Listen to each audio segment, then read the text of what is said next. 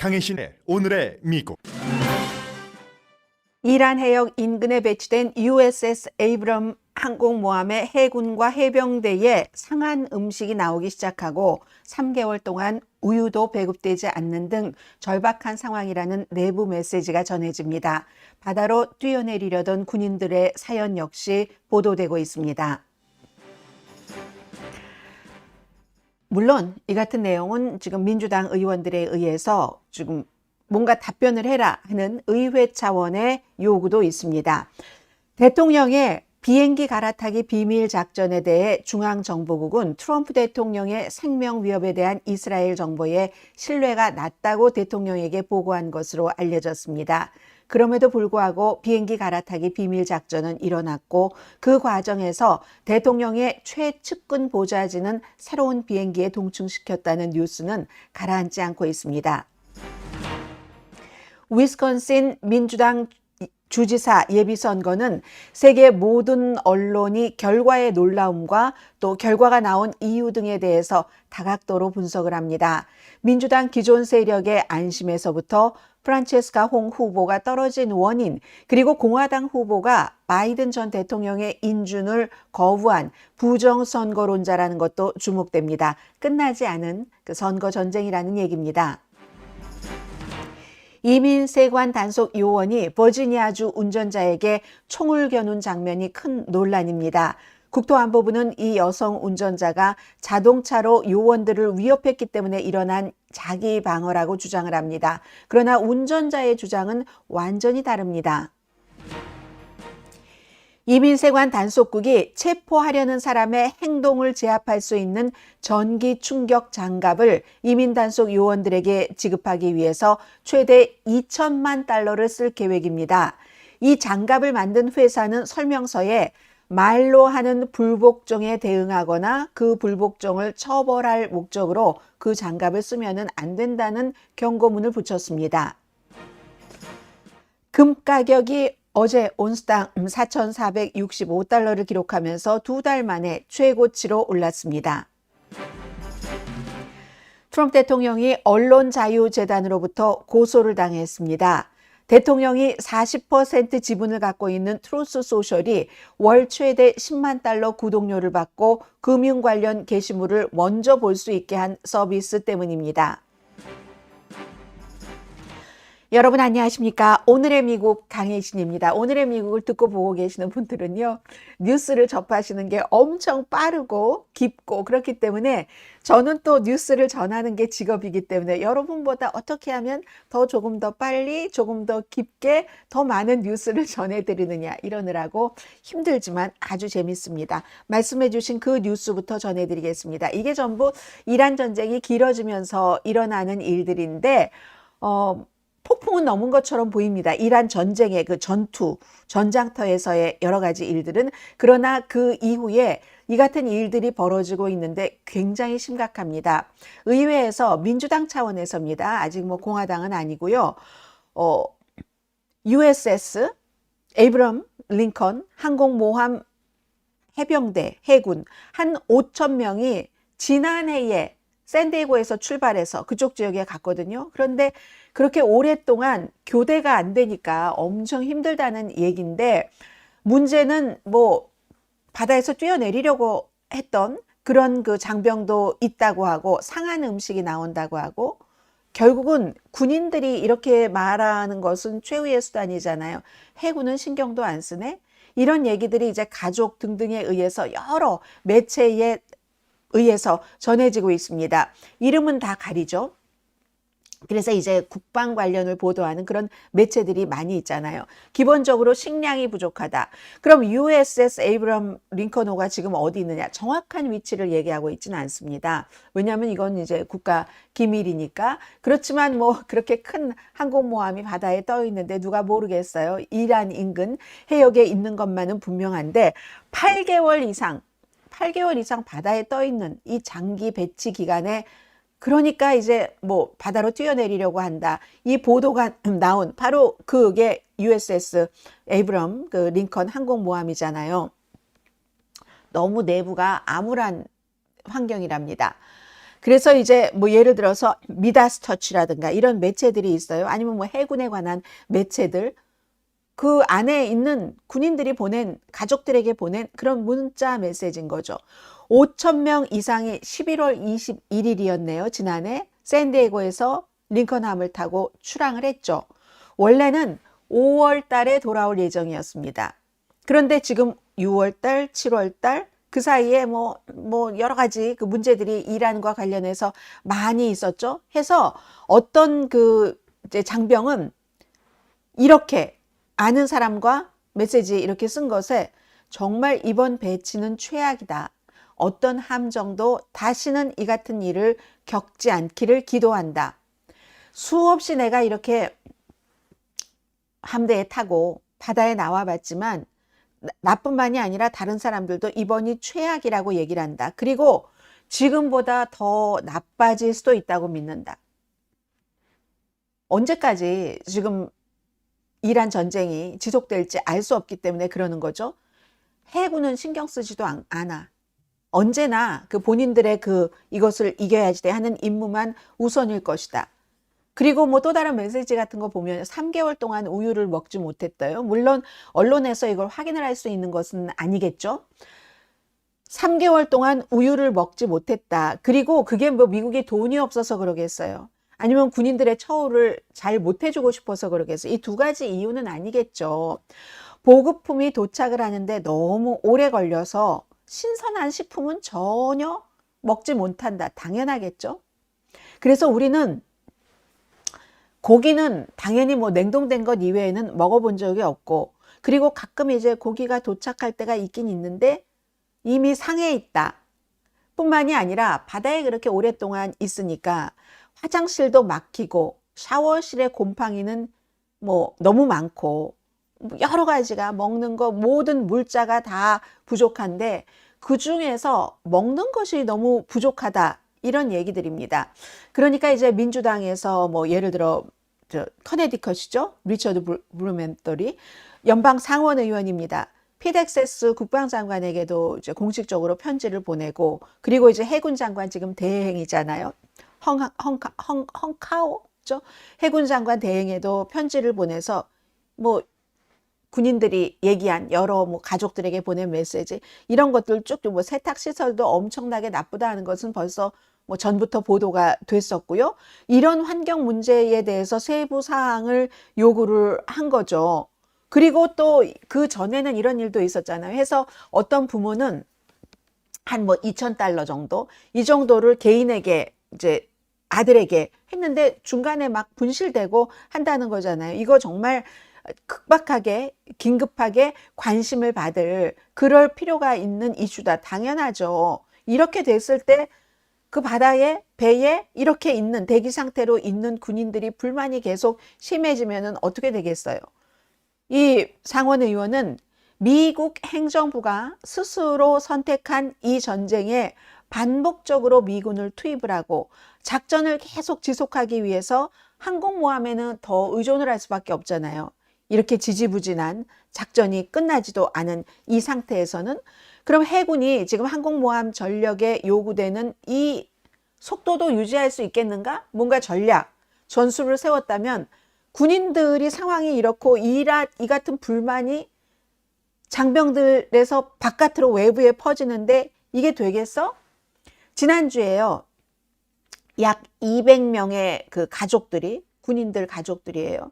보통 이제 그 바다에 자녀를 보낸 장병들의 부모님들이 많으셨는데 해군 관계자들과 모였어요. 모여서 제발 좀 도와달라.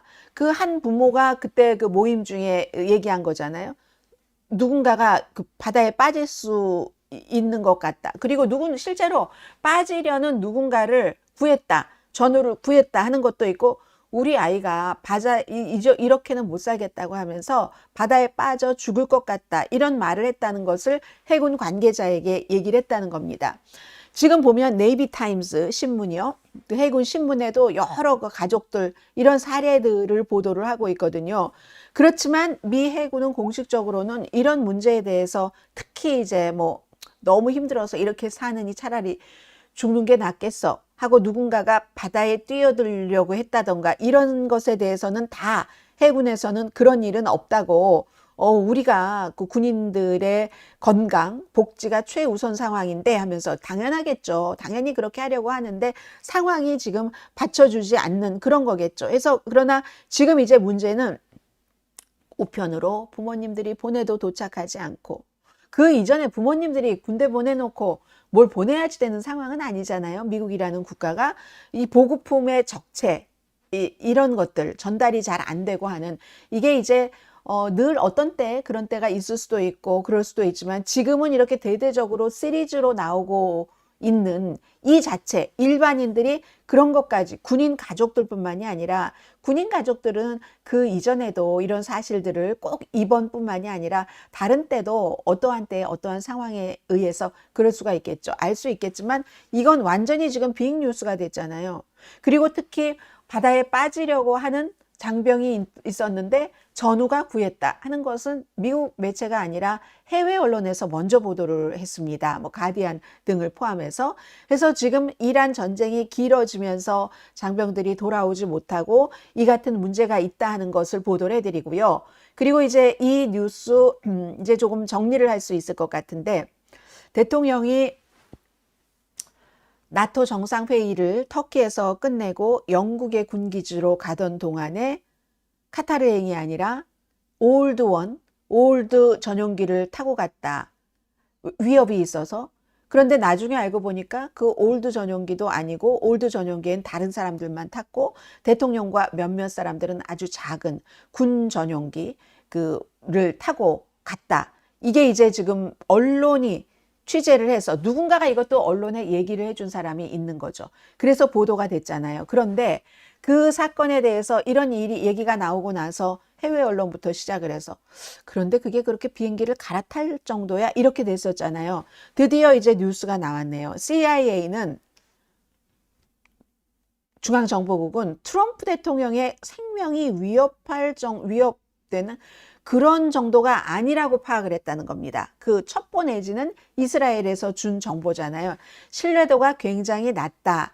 그래서 이거는 아닐 것이다 라고 백악관에 보고도 했다는 겁니다.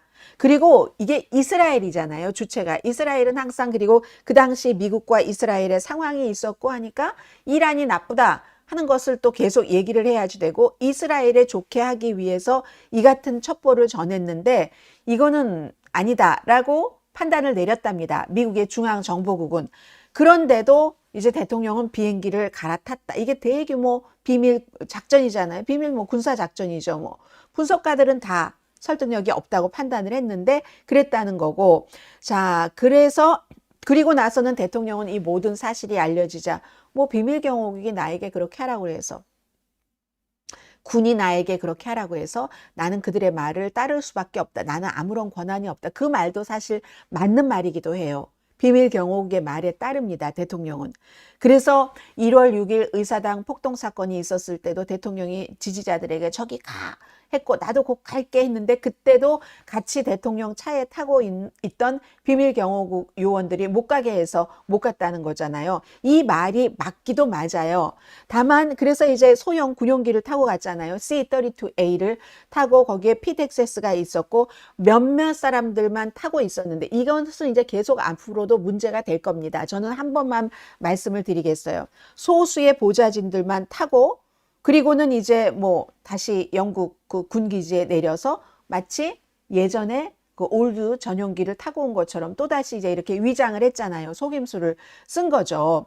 그랬는데 비밀경호국도 이해가 되는 게 트럼프 대통령은 암살 위험을 몇 번 겪은 사람이잖아요. 그러니까 만일에 무슨 일이 있어도 이것을 만일의 사태에 다 대비하고 싶다.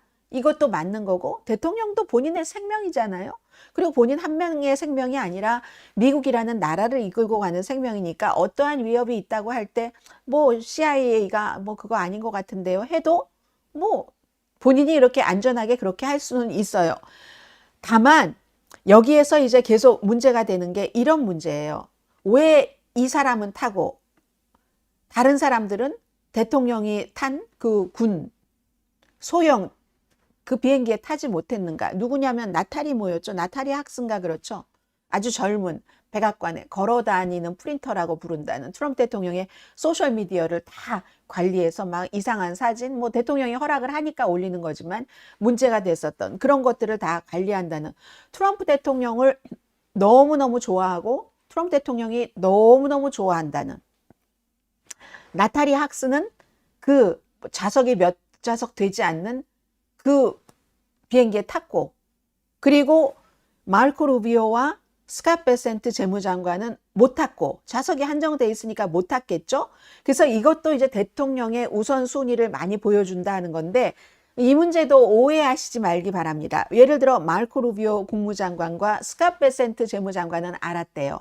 모르고 다른 기자들처럼 아무것도 모르고 이 비행기가 타깃이 될 수 있으니까 위장하느라고 미끼로 우리는 여기에 타고 대통령은 이미 다른 군 그 수송기로 옮겼어. C-32A 항공기로 이동했어. 이걸 기자들은 몰랐고 이 두 장관은 알았답니다. 두 장관은 알 수밖에 없었던 게 대통령과 만일의 사태가 있을 때에 대통령 승계 순위가 있잖아요. 당연히 부통령이고 그 뒤가 하원 의장이에요. 마이크 벤스. 그 다음이 이제 상원이죠. 상원의 임시의장.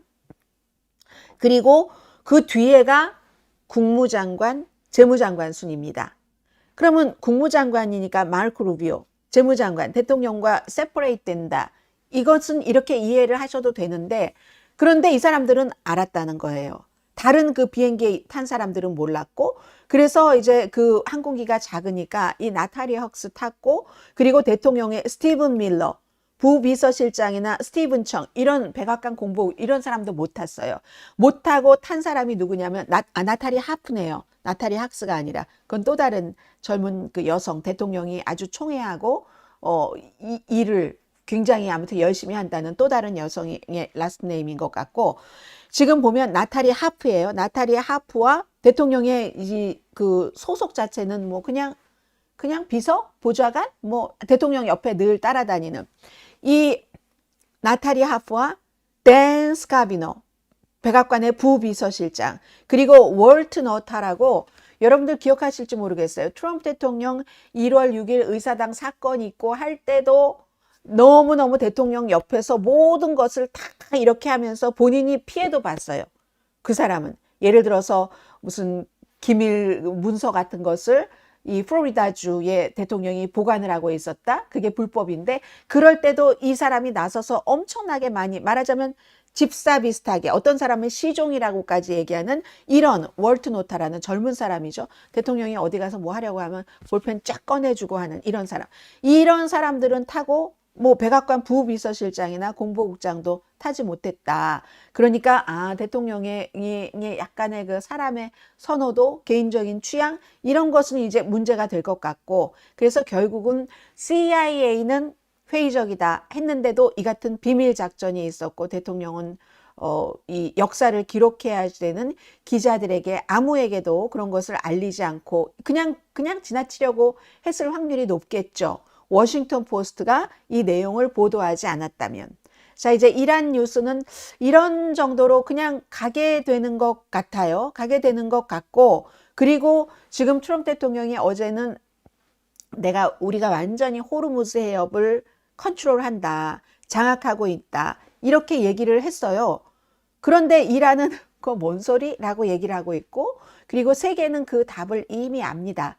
호르무즈 해협을 미국이 다 완전히 컨트롤을 한다면 호르무즈 해협으로 선박 많이 자유롭게 드나들어야죠. 그렇지 않습니다. 지금 그렇지 않고, 그리고 뭐 이란의 수도인 테헤란의 시장이 하메네이의 와이프도 숨졌다. 미국과 이스라엘 공습으로 숨졌다. 이런 발표가 나왔습니다. 그러니까 이 발표에서는 하메네이가 지금 하메네이의 그 안전이나 건강이나 이런 문제도 지금 불분명하잖아요. 하메네이가 갖고 있을, 그럴 수도 있고 그렇지 않을 수도 있고, 미국에 대한 개인적인 그 반감, 복수심은 대단하겠구나. 이 이란 전쟁이 아직 끝나지 않았으니까 그런 걸 우리가 신경을 쓸 수밖에 없잖아요. 아버지 숨져, 누구 숨져, 뭐 가족들 숨져, 와이프도 숨졌답니다. 그러니까 테헤란 시장이 얘기한 거예요. 미국의 공습이 있었고 밖으로 피신하려던 도중에 그 건물의 위가 공습을 받아서 부서지고 했대요. 그 사이에 와이프는 숨지고 이 하메네이는 살았다는 거죠. 그리고 이란 매체에 나왔다고 하는데요. 얼굴은 가린 채 지금 얼굴을 많이 다쳤다고들 얘기를 하잖아요. 그리고 어떤 몸의 한 반쪽이 많이 다쳤다고 하는데 그런 하메네이 모습을 슬쩍 비춰줬답니다. 그러니까 지금 우리는 새로운 이란의 그 최고 지도자 하메네이에 대해서는 그야말로 내일 숨진다는 보도가 나와도 놀라지 않을 거예요. 이렇게 말하는 전문가부터 뭐 정말 그 이란 매체에 보여진 것처럼 걸어서 다니면서 누군가 회의를 하는 이런 모습의 하메네이인지는 알 수 없습니다만 하메네이의 아내도 이란과 이스라엘의 공습으로 숨졌다 하는 내용까지 나오면서 이란 문제는 이렇게 가겠죠. 흐지부지 뉴스가 이제는 오늘의 미국에서도 전해지는 날도 있을 테고 그렇지 않은 날도 있을 테고 그러다가 갑자기 또 뭐가 터지겠죠. 터지고 후지부지 이렇게 가다가 그 다음에는 사람이 결정하는 문제가 아니죠. 그 다음에는 이란이 결정할 문제도 아니죠. 당연히 지금 트럼프 대통령은 아무것도 결정하지 못하고 어정쩡한 상태에 있고 그 다음에는 뭐 돌발 변수가 있다든지 그렇게 될 것 같습니다.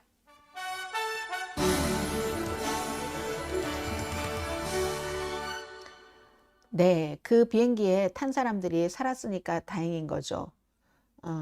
네. 어. 트럼프 대통령이 외모 얘기할 때가 제일 어이없어요. 외모 얘기할 때. 외모 얘기하니까 이거는 뭐 여러분들께 전해드리지 않으려고 했는데 트럼프 대통령이 외모 얘기를 하니까 그냥 슬쩍 전해드리고 가죠. 트럼프 대통령을 굉장히 그 훌륭하게 그동안 대통령을 보좌하는 면에서는 대통령의 입으로 훌륭하게 했어요. 근데 본인이 이제 둘째 아이를 낳았기 때문에 둘째 아이를 낳고 나서 지금 복귀한 지 얼마 되지 않았잖아요. 얼마 되지 않았는데, 더 이상은 내가 아이 둘을 키우면서 이 일을 한다는 것이 더 아이들에게 완전하지 못하다는 것을 깨달았다고 떠날 것이라고 했고, 대통령이 먼저 추루스 소셜에 이제 이 백악관의 대변인이 떠난다 하고 발표를 했어요. 캐롤라인 레빗이 그 본인은 좀 그 bittersweet decision이다. 그러니까 정말 씁쓸 달콤한 이런 아이들을 생각하면 달콤하고 뭐 대통령과 여러 가지 이런 걸 생각하면 씁쓸하고 했겠죠. 그리고 트럼프 대통령은 이제 앞으로 이 캐롤라인 레빗은 나의 가장 대단한 자문이 될 것이고 뭐 여러 군데 뭐 언론 매체 이런 데 안 나오겠어요? 당연히 그게 수순이잖아요. 그래서 이제 그렇게 될 것이다. 이런데 이게 미국 국가적으로 보면 굉장히 중대한 시점에 캐롤라인 레빗이라는 미국에서 최연소 20대 백악관 대변인이었잖아요. 물러나게 되는 겁니다. 그동안 누가 뭐라고 하던 이 캐롤라인 레빗이 대통령의 입으로서 얼마나 거짓을 많이 주장을 했고 했던 어쨌든 대통령의 입으로서는 너무 충실하게 일을 잘했죠. 그런데 이제 이렇게 물러나게 된 사람들 다 깜짝 놀랐다고 하거든요. 아, 왜 그럴까? 왜 그럴까? 그리고 보통 이제 이렇게 중요한 위치에 있는 사람들이 그냥 뭐 가족을 위해서 사임해, 가족 때문에 뭐 이렇게 얘기하면 사람들은 항상 그 뒤에 뭐가 있을지도 모른다고 생각을 하기 마련이잖아요. 아직은 그러한 것은 뭐 모르겠고 국내외에서 대통령이 굉장한 역풍을 맞고 있을 때 그동안 훌륭하게 대통령을 막아준 백악관의 대변인이 이제 물러난다. 그런 점에서 좀 포커스가 될 거고요. 왜 제가 외모 얘기하다가 그랬냐. 트럼프 대통령이 이 캐롤라인 레빗에 대해서도 뭐 입술이 도톰하다, 예쁘다 이 얘기를 한두 번 한 게 아니에요. 그래서 그 말씀을 안 드리려고 하다가 살짝 드렸고요. 또 하나 정리를 할 수 있어서 너무 좋습니다. 오늘 저는 이 뉴스에 대해서. 저도 계속 어제도 찜찜하고 아직 그 파악이 좀 안 된 상태라고 할까요? 위스콘신의 주지사 예비선거, 민주당 예비선거, 데이빗 하울리 당선자예요. 당선자인데도 오늘도 많은 세계 매체에서 떨어지고만 이 프란체스카 홍의 사진들을 이렇게 싣고 있습니다. 크게는 아니고 저도 작게 같이 올려놓을까요? 싣고 있는데 이것으로써 이제 오늘은 저는 이제 좀 정리가 클리어하게 된 편이거든요. 왜 이런 일이 일어났는가? 그럼 이게 앞으로는 무엇을 의미하는가? 그리고 더불어 공화당의 주지사 후보도 이게 위스콘신에만 해당되는 게 아니네 하는 것까지를 좀 전해드리겠습니다. 여러 매체를 좀 종합을 하고 기본적으로는 이 사진은 이코노미스트 사진이고 이코노미스트를 가장 많이 인용을 하게 될 겁니다. 위스콘신에서 뜻밖의 한숨을 돌린 민주당 중도파, 이게 제목이에요. 결정적인 경합주, 진보적인 성향이 많지만 어쨌든 스윙 스테이트예요. 여기서 사회주의 성향 후보의 돌풍을 가까스로 피했다. 가까스로 피했죠. 이거 0.4%, 3,700 몇십 표 차이였으니까. 그래서 데이빗 크라울리라는 밀워키 행정관이 이겼는데, 이 행정관은 지금 밀워키의 행정관만 하는 게 아니라 3년 반 정도를 위스콘신의 주 하원 의원을 했습니다. 그럼 지금 프란체스카 홍이 주 하원 의원을 2020년부터 했잖아요. 그 경력이 있는 사람이에요. 그런데 위스콘신 주민들이, 혹시 위스콘신 주민이면서 투표를 하신 분도 분명히 계실 것 같은데요. 세이블리 세이빈이라는 분이 이코노미스트에 투표를 하고 나서 참 풀이 죽어 보인 채 인터뷰를 했다고 얘기를 합니다. 은퇴한 그 소셜 워커예요. 이분은 내가 투표는 했는데 내 마음이 시키는 대로 하지 않고, 시키는 대로는 프란체스카 홍인데 본인이 이 데이빗 크라울리에게 투표를 했다는 거예요. 그러면서 민주당 주류를 겁쟁이들이야, 아무것도 하지 못하는, 막 이렇게 본인은 정말 프란체스카 홍이 아주 그냥 시원시원하고 좋았는데 온건파이기 때문에 공화당과 본선에서 아무래도 프란체스카 홍이 이기지 못할 것 같아서 그렇게 했다는 건데, 한 사람뿐이 아니라는 거예요, 기본적으로. 그래서 뭐 여론조사가, 물론 그 여론조사 자체에 실수도 있지만 사람들이 몇 주일 동안 계속 프란체스카 홍을 뭐 20%, 10몇 % 이렇게 앞서간다고 했는데 안 된 이유가 그렇다는 거예요. 3,783표 차이네요, 결국은. 근데 그럼에도 불구하고 이 프란체스카 홍이 거의 승리할 뻔했잖아요. 이건 정말 굉장히 중요한 의미가 있다. 점점 민주당에서 이 프란체스카 홍 같은 급진적인 사람들을 받아들이겠다. 그런 것, 의미로서는 굉장히 중요하다고 하고요. 왜 그럼 이 프란체스카 홍에게 유리하게 보였는가? 아주 뭐 진보도 있고 보수도 있고 하는 그런 위스콘신 주이지만, 진보적인 전통에서는 기업 권력을 공격했던 위스콘신의 주지사, 과거에 로버트 라폴레트라는 그 주지사가 20세기 초에 프로그레시브 파리를 도왔어요. 그래서 이제 이 위스콘신에서 제일 큰 도시가 밀워키죠. 밀워키에서 수십 년 동안 그야말로 하수도 사회주의자라고 얘기를 했죠. 그 당시에 사회주의 성향의 시장들이 나왔잖아요. 수십 년 동안.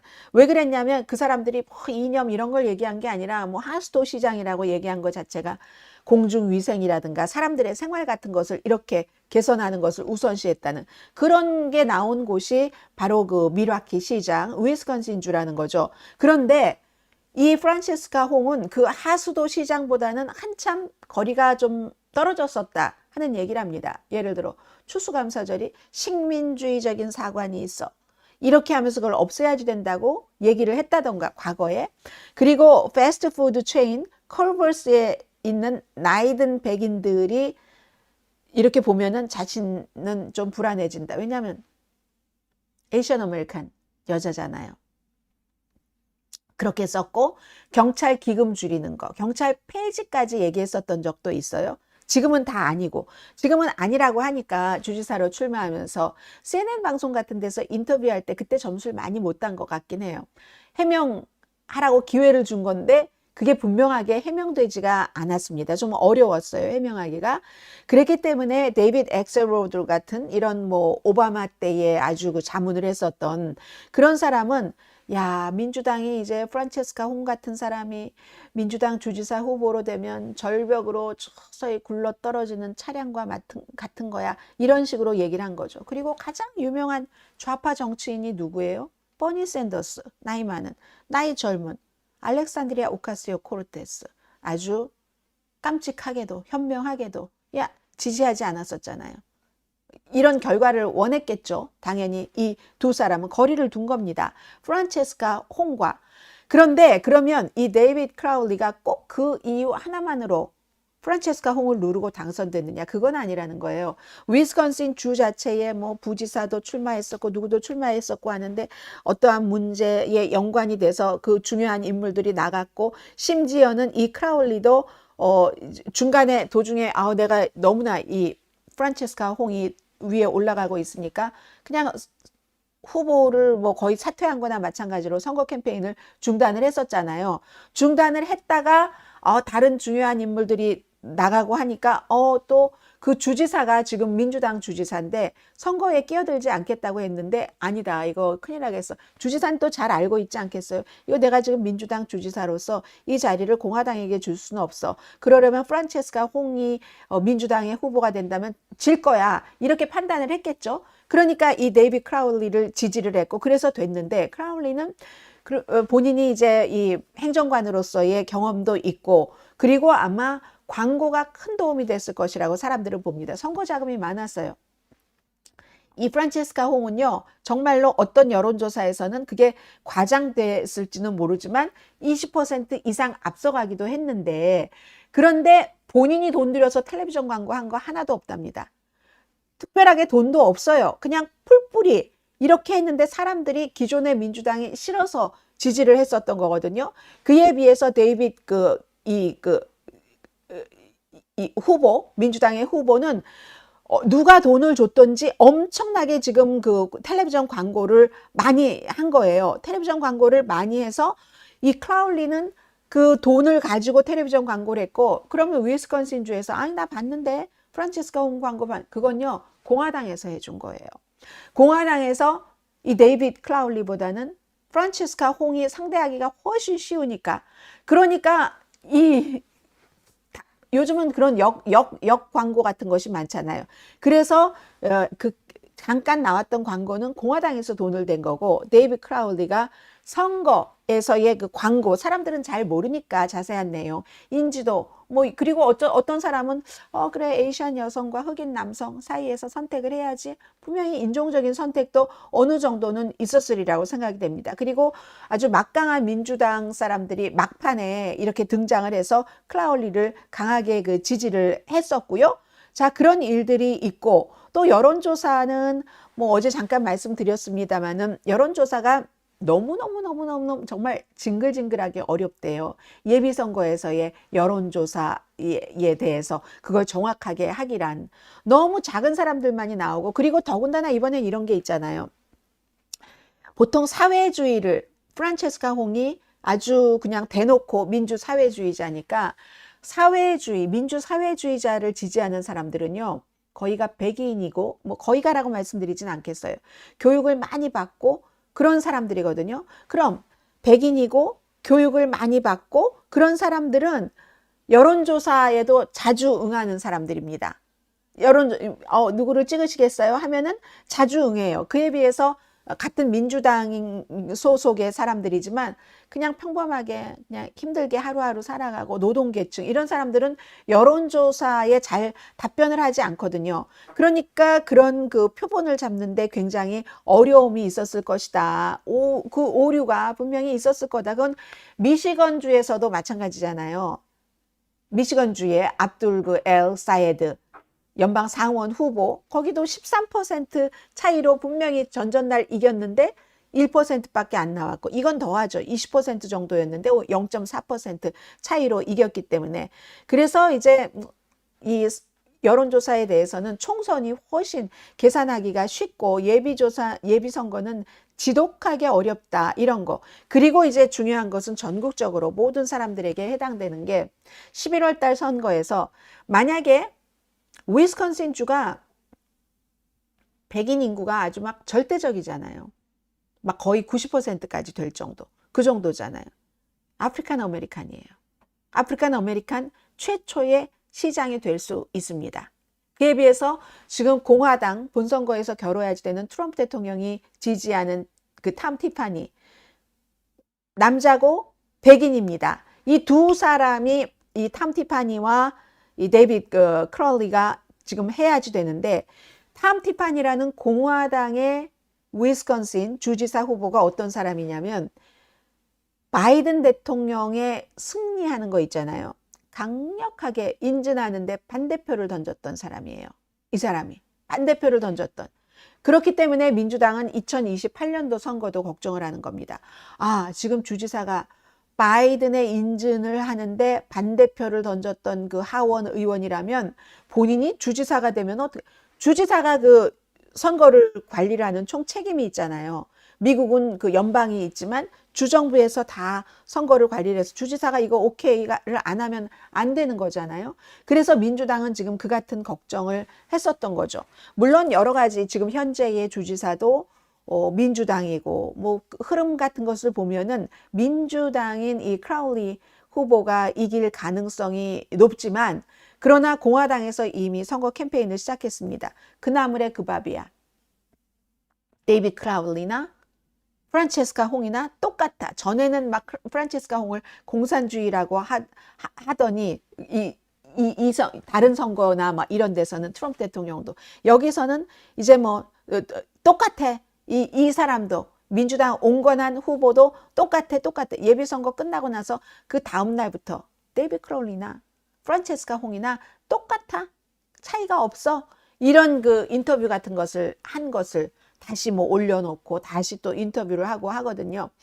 아무튼 그럼에도 불구하고 이번 위스콘신 선거에서 제일 중요한 것은 민주당에서 바라볼 때는 야, 이거 정말 전혀 이 온건파가 승산이 없을 것이다 라고 생각을 했었던 그런 그 민주당의 주류, 이 사람들은 완전히 지금 안도하는 거죠.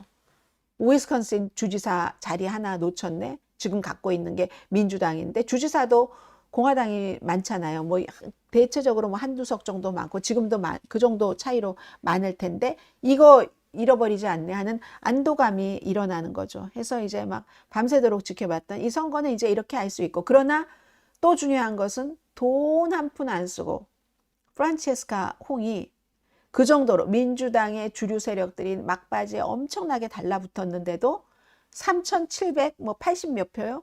그 차이로 졌다. 이건 미국의 프란체스카 홍도 홍이지만 미국에서 사람들이 얼마나 그 사회주의라는 것, 민주적 사회주의라는 것에 다가갔는가. 특히 젊은이, 뭐 교육 많이 받은 사람, 뭐 이런 사람들.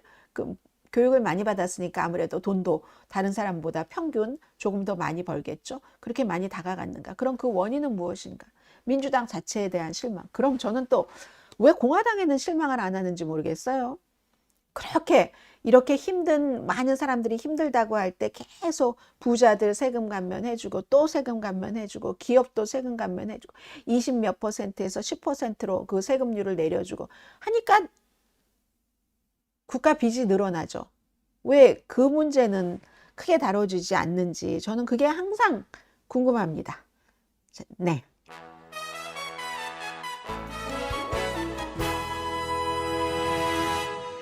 11월만 기다려진다 하시는 분이 계시는데요.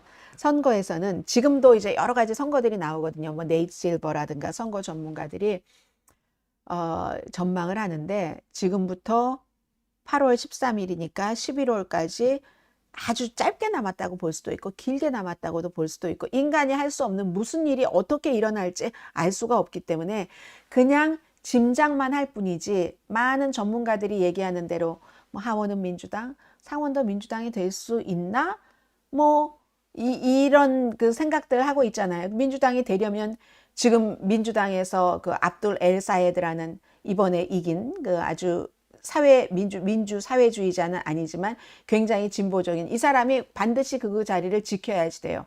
공화당 의석을 빼앗아 오는 게 아니라 민주당에 은퇴한 그 상원 의원 자리이기 때문에 그 꼭 머스트 윈을 해야지 되는 이런 여러 가지가 있는데 알 수 없습니다. 지금 11월만 기다려진다 하시는 분이 계시는데 그리고 오늘 오랜만에 이민 관련 이슈를 전해드리는데요.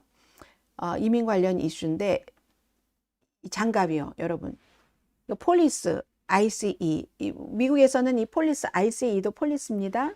뭐 꼭 경관, 우리가 보는 경관만 폴리스인 게 아니라 한국에서 이 방송을 보고 듣고 계시는 분들을 위해서 말씀을 드렸고요. ICE 요원들에게 주는 이 장갑이랍니다. 2천만 달러를 이 장갑에 지출을 한대요. 장갑이 이렇게 생겼던데요, 보니까. 이렇게 생겼는데 이게 일반 장갑이 아니라요. 글로브라고 하는데 GLOVE 약자예요. 뭐 generated, low, 뭐 output, voltage 뭐 이렇게 해가지고 말하자면 그 low니까 출력이 세진 않아요. 저출력 전압 발생기예요. 이런 장갑을 ICE 이민세관 단속 요원들이 끼고 사람들을 단속한다는 거예요. 지금까지는 이건요, 뭐 거리에서 쓰여지지 않았죠. 교도소에서 좀 터프한 데서 썼다 하는 거죠. 그리고 ICE 요원도 뭐 차량에서 사람을 안 나오려고 하는 사람을 억지로 뭐 끌어내려고 한다던가 뭐 그런 때 조금 이렇게 쓰기도 했대요. 근데 이것을 2천만 달러 정도나 지출할 계획이다 하는 얘기는 뭘 말하냐면 거의 모든 요원들에게 이 장갑을 준다는 얘기거든요. 그래서 이 글로브라는 이 장갑의 설명서를 보면은 그 장갑을 저 사람에게 쓰려고 하면 그 사람의 뭐 근육 같은데 뭐 방해를 하고 막 힘들고 고통을 준다는 그거예요. 그래서 이걸 이제 예비로 경관들에게 써봤어요. 그랬더니 그 경찰이 이거 이렇게 다른 경관이 했겠죠. 다른 경관이 다른 경관에게 이렇게 하면은 막 얼굴을 찡그리거나 소리를 지르거나 거의 모두 바닥에 쓰러진답니다.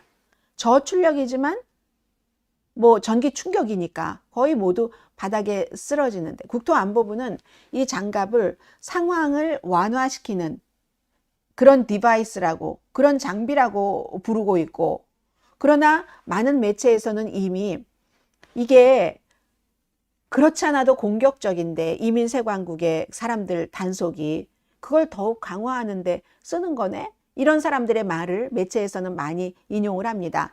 이 회사가 Compliant Technologies라는 이 장비 회사인데 이 회사는요 설명서에 그렇게 써 있대요.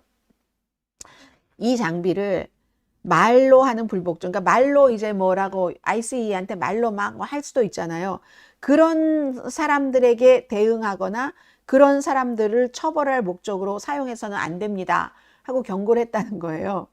경고를 했는데 또 이제 이렇게 하겠죠. 뭐 또 국토안보부에서 뭐라고 얘기할지는 모르지만 그래서 이제 ICE 요원들은 생각을 해보세요. 이게 전기 충격 장치잖아요. 대체적으로 보통 사람들, 뭐 시위대에 젊은 여성도 있고 약한 여성도 있고 나이 든 남성분들도 계시고 젊은 건장한 청년도 있을 테고 때로는 노인도 있고 청소년도 있고 지나가다가 시위에 참여하진 않아도 임산부도 있을 수 있잖아요. 뭐 장애인도 있을 수 있고 그런 사람에게는 사용하지 않을 것이다라고 지금 ICE에서 밝혔어요. 밝히기는 했는데 그렇기는 했는데 이게 되나요? 막 이렇게 있을 때 장갑 그러면은 막 사람이 이렇게 섞여 있는데 장갑 이 사람 빼고 했다가 이 사람 소용없는 얘기죠. 그래서 이제 이 규모를 볼 때 모두 요원 대부분 이상 전원 거의 전원 이건 이제 AP통신이 얘기를 한 거예요. 그렇게 지급할 기획으로 보인다 하니까 미국 시민자유연맹이 뭐라고 그러겠어요. ICE 요원들은 이미 벌써부터 법을 위반할 이런 그 의지를 많이 보였고 그런 행동들도 많이 보였다. 굉장히 파괴적이었고 치명적인 결과를 가지고 올 수도 있는 그런 뭔가 물리력을 사용하는데 너무 성급해 왔다. 사람이 숨졌잖아요. 많이 여러 명이. 그런데 거기다가 이미 그런 것을 다 하는 사람들에게 이거는 장갑이니까 보통 사람들 뉴스를 들으신 분들은 아시겠지만 그냥 장갑 꼈나 보다 하지 보이지 않는 기구잖아요. 이런 보이지 않는 무기가 될 수 있는 기기, 전기 충격을 주는 것까지 준다는 것은 이건 더 많은 피해를 대중에게 줄 것이다. 지금 이런 얘기들 하고 있습니다. 아주 불을 보듯 뻔한 거다라는 얘기 이렇게 하고 있고요. 이런 데 돈이 지금 많이 쓰여지고 있습니다.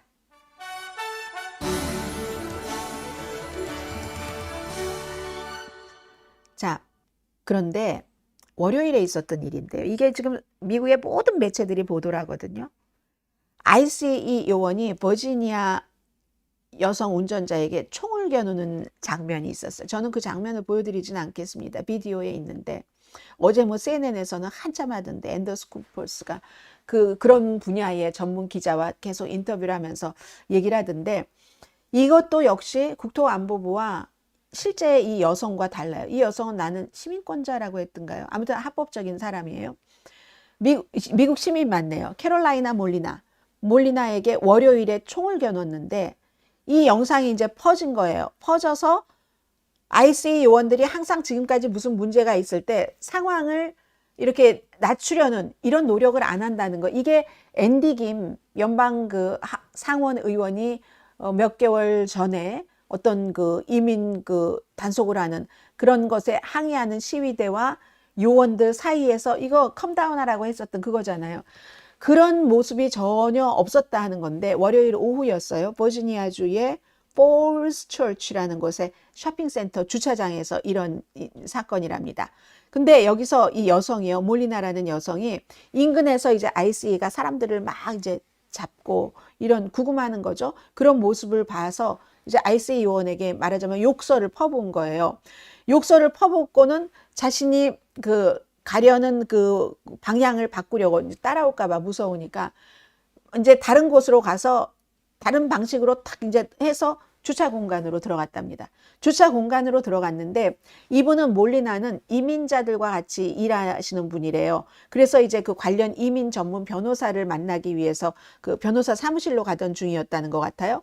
그래서 이제 그러다가 막 이제 어디 숨으려고 이제 주차장으로 들어갔는데 ICE 요원들이 쫙 따라와서 이 자동차를 포위를 하고 갈 길을 딱 막아버렸답니다. 그래서 요원 한 명이 그 ICE가 막은 그 차량에서 내릴 때부터 이미 총을 꺼내 들었대요. 내릴 때부터 총을 꺼낸 거 화났다 이거죠. 나한테 왜 욕하냐? 화나서 몰리나를 향해서 딱 총을 겨누면서 우리들을 미행을 했다. 이렇게 말하고 또 이 몰리나가 요원들을 치려고 했다는 거예요. 이게 미네소타에서 그 여성이 숨졌을 때 여성이 숨졌죠. 네. 숨진 그 여성, 우리가 많이 봤었던 그 비디오잖아요. 그 비디오. 뭐 차량으로 어떻게 하려고 했다, 요원들을. 전혀 아니라는 거예요. 그러니까 지금 he said, she said 완전히 상반된 그 주장을 하고 있는 거죠. 이 몰리나라는 이 여성이요. 그러니까 용감한 거예요. 이 여성이 36살인데 두 아이의 어머니랍니다. 나와서 인터뷰를 언론과 하는 거예요. 아니, 내가 누군가를 차로 치려고 했다고? 말이 돼? 내가 요원들을 미행하려고 했다고? 어떤 식으로든 요원들이 하는 일을 막기 위해서 내 차량으로 나는 그런 일을 한 적이 없다. 그런 일을 한 적이 없고 다만 이제 말로써 했다는 거죠.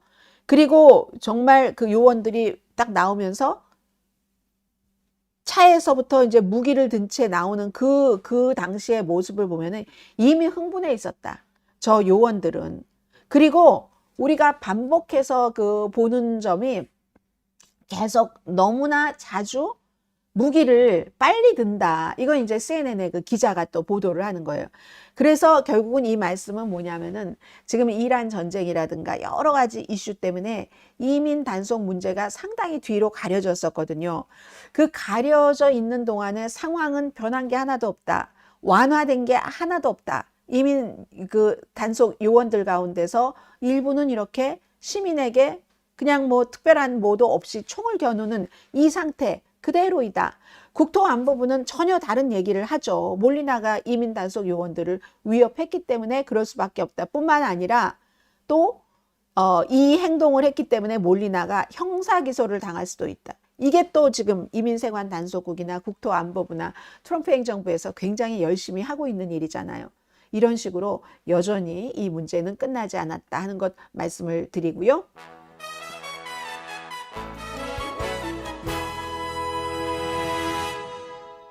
네, 금값이 지금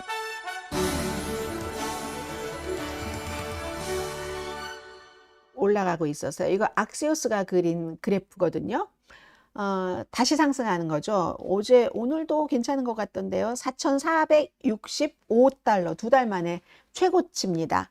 이게 이란과 전쟁이 시작되고 이어진 그 하락세 같은 것을 이제 되돌린 거죠.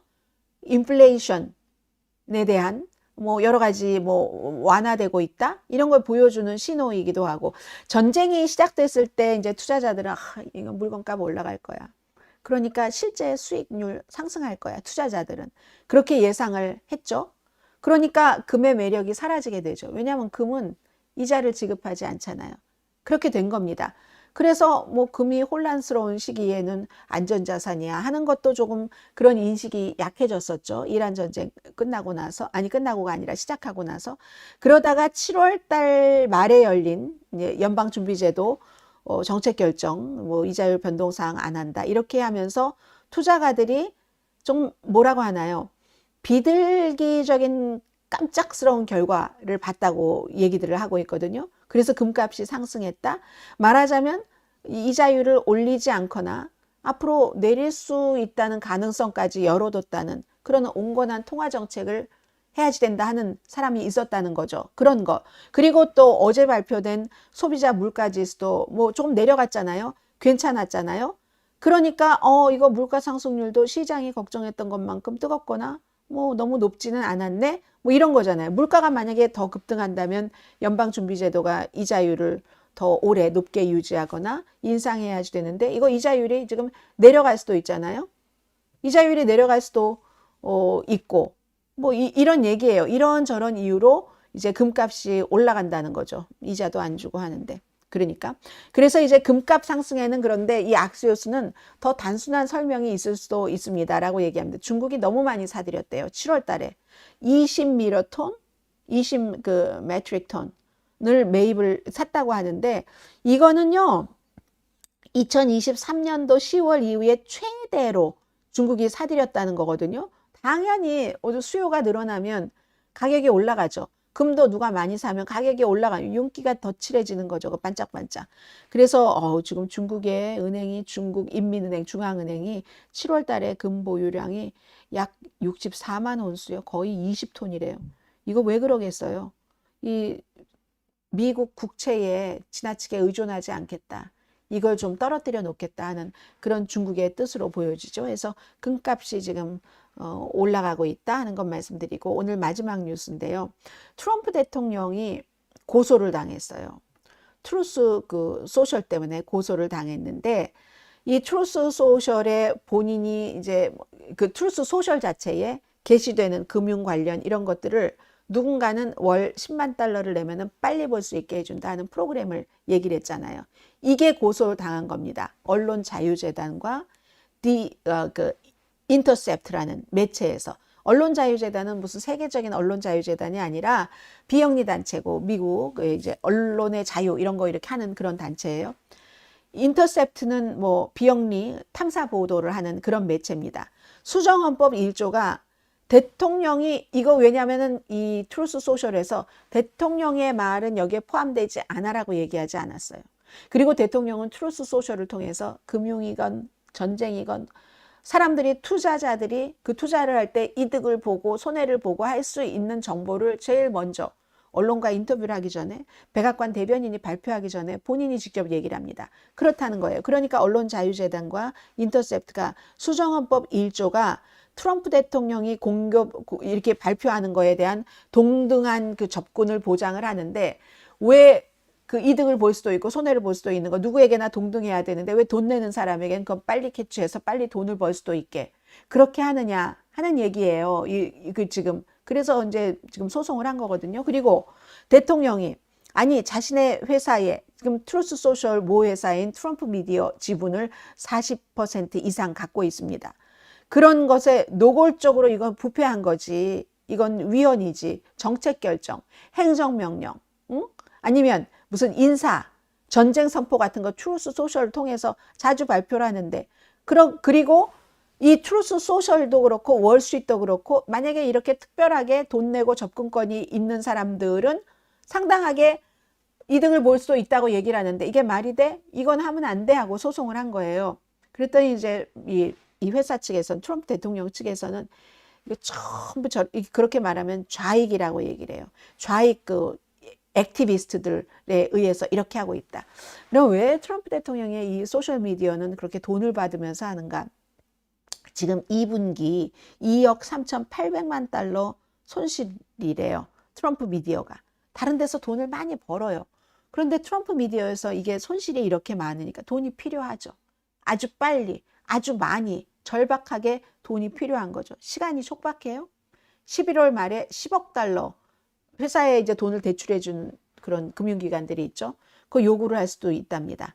그러니까 이제 뭐 이렇게 하는데 글쎄요. 근데 누가 한 달에 10만 달러를 내고 1년에 그럼 120만 달러잖아요. 뭐 조금 빨리 본다는 그런 것 때문에 그게 할 수 있을지 없을지 모르지만 대통령은 이런 문제로까지 고소를 당했다는 것 말씀을 드리면서요. 자, 오늘 목요일입니다. 아니 왜 이렇게 시간이 이렇게 빨리 지나가서 오늘은 로스앤젤레스, 제가 로스앤젤레스가 아닌데 로스앤젤레스라고 하네. 오렌지 카운티 아주 추워요. 그래서 제가 블라우스도 입고 위에 자켓도 입고 그러면서도 그렇게 등이 따뜻하지는 않네요. 여러분 어디에 계시든지 추운 곳에 계시면 따뜻한 음식 드시고 추운 곳이 어디가 있겠어요. 저는 오늘 낮에 따뜻한 거 먹고 싶어요. 그리고 행복하시고 내일 금요일에 다시 뵙겠습니다. 여러분 오늘의 미국을 시청해 주셔서 감사합니다. 바이.